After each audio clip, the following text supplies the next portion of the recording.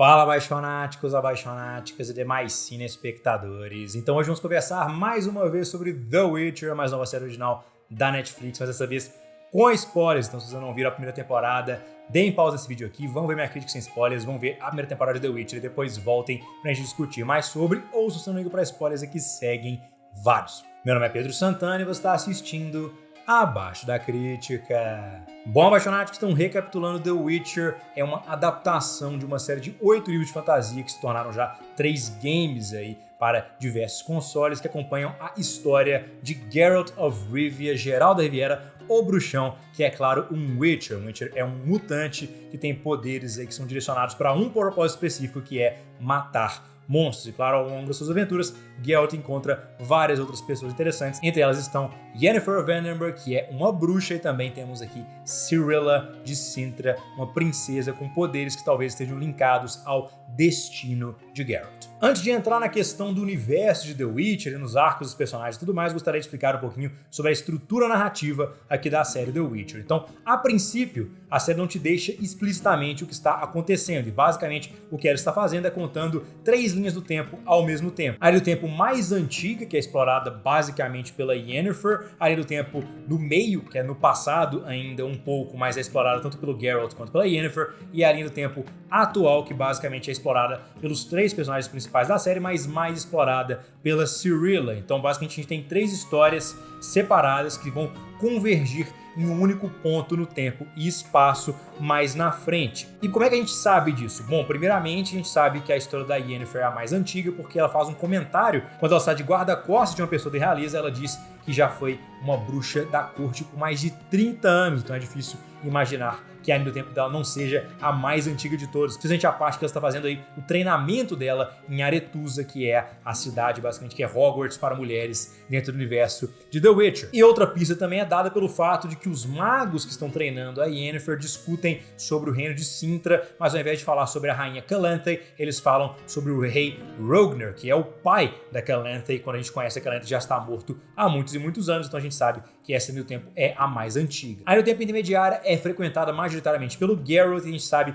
que ela é a linha do tempo intermediária porque o Geralt vai a um baile de realeza como guarda-costas do bardo Jaskier, e ele descobre aí a existência do romance entre a Pavetta e o Dune, que são os pais da queridíssima Cirilla. Então basicamente a Pavetta é filha da rainha Calanthe, que agora nesse momento já é uma rainha, mas ainda estamos longe do nascimento da Cirilla, que é a personagem principal da linha do tempo atual. E a gente sabe que não é a história inteira do Geralt que se passa dentro do passado, porque ele também ajuda o Foltest, rei da Teméria, a recuperar a sua filha, que tinha virado uma Striga, basicamente por conta de um relacionamento incestuoso que tinha sido amaldiçoado, e a gente vê os dois, o Foltest e sua irmã, como crianças na cena que o Geralt basicamente descobre da existência do relacionamento da Pavetta com o Dune. Então você tem essas duas questões na mesma linha do tempo. Você tem um pedaço da linha do tempo do Geralt no presente e outro no passado. E finalmente, a linha do tempo da Cirilla é basicamente toda no presente e acompanha a fuga, a invasão de Cintra por Nilfgaard, que é uma força imperial muito grande que está expandindo rapidamente ao longo de todo o continente de The Witcher. E basicamente,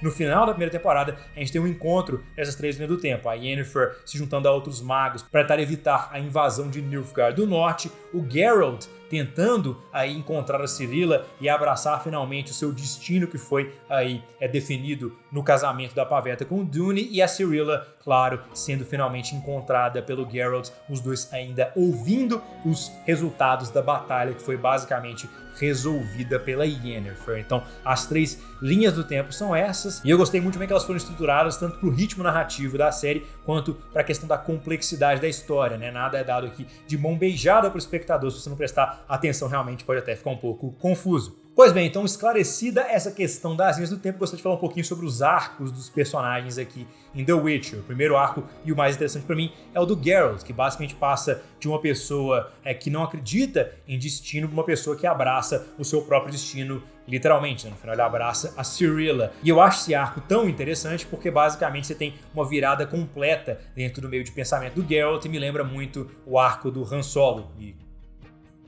sei se vocês perceberam, eu sou bastante fã de Star Wars, então é um tipo de arco que eu gosto. O arco da Yennefer, por sua vez, é um arco que ela busca o seu legado, né, a sua legacia. Isso acontece em alguns níveis diferentes. Para a própria Yennefer, ela está buscando ter uma criança, ter aí um filho ou uma filha, já que ela teve essa capacidade de reprodução retirada dela quando ela se tornou uma bruxa aí de plenos poderes. A gente também tem outras pessoas discutindo o que seria esse legado da Yennefer, por exemplo, a Fringilla, que é aí a bruxa que tomou o lugar da Yennefer como conselheira de Nilfgaard, falando que o legado da Yennefer poderia ser o poder, e a Tissaia falando para Yennefer que o legado dela poderia ser salvar o continente de Nilfgaard. Então tem toda essa questão do legado aí da Yennefer sendo discutido, e claro, ela parece abraçar essa questão de tentar salvar o continente na medida que ela usa todo o seu caos para meio que derrotar o exército nilfgaardiano mesmo que provisoriamente. E finalmente temos o arco aí da Cirilla, que basicamente tem duas questões sendo abordadas, uma questão primeiro de autodescobrimento e segundo uma questão de busca de uma família. Então a Cirilla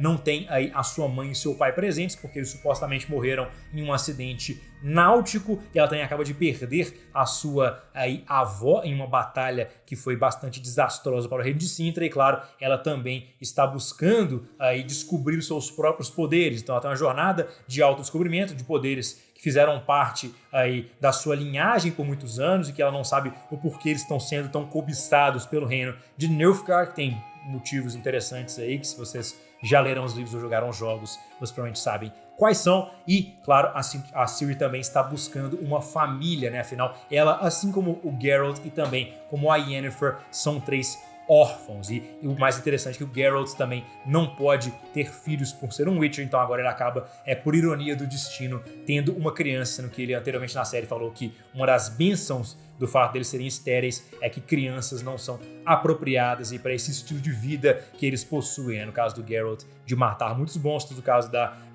Yennefer, de acompanhar vários membros de famílias reais para as mais diversas aventuras e situações de risco. Então, basicamente é isso. Esses são os arcos que estão rolando aí para a próxima temporada. É claro, eu acho que na próxima temporada a gente vai abordar muito mais a questão dos poderes da Ciri, a gente vai abordar um pouquinho aí das motivações do Império Nilfgaardiano e por que eles estão tão desesperadamente atrás da Ciri. A gente vai também, claro, ter uma ampliação aí do relacionamento do Geralt com a Yennefer, entrando um pouquinho na questão de se eles realmente se gostam, foram feitos um para o outro, ou eles estão somente vinculados por um pedido de mágica que Geralt fez a um djinn, né, que ninguém verdadeiramente sabe qual é esse pedido. Nos livros é dito que a Yennefer ouviu esse pedido, mas ele não é revelado para o público. Inclusive, o nome desse livro é The Last Wish. Então a gente vai ficar com esse suspense o resto da série, eu imagino, de saber qual foi o último desejo de Geralt e por que ele vincula a sua vida a Yennefer, né? Mas basicamente, se você quer aí talvez algo que seja um spoiler,